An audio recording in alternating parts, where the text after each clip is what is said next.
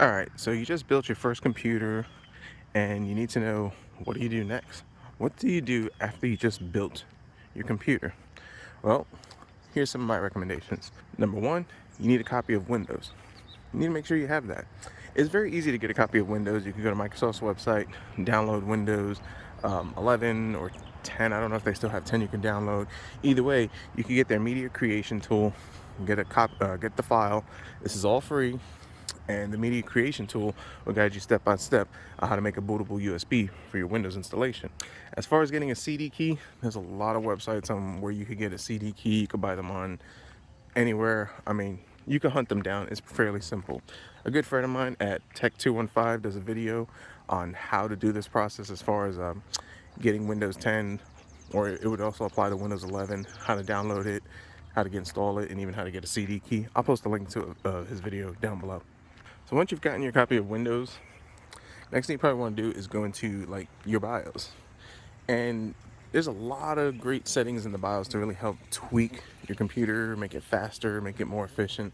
The only ones that I actually worry about is the memory profiles, fan curve tuning, which could be a separate video in itself, and your boot settings. So pretty much when you go in, if you have Intel, you can look for XMP profile, and I'll post pictures to it. You want to enable that, and this allows you to utilize the full speed of your RAM. Same thing if you have AMD, I think it's DOCP, enable that as well. If you look around, you'll see fan curve tuning. You can use this to adjust your fan curve, so if the fans are full blast, you can bring them down, or if the computer's running hot, you can bring it up and kind of help cool your computer and help with noise. The final thing that you want to do is find your boot options and make sure that you're booting to your USB drive that's containing Windows 10 or 11. And that's pretty much about it in the BIOS. So now that you've gone through your BIOS, you've installed Windows, the next thing you want to do is go and install your updates on your computer. I go ahead and I run all the updates first. It'll take a little bit, but once it's done, it's done. After the updates are done, depending on the type of system you build, I like to go to my graphics cards manufacturers, NVIDIA or AMD.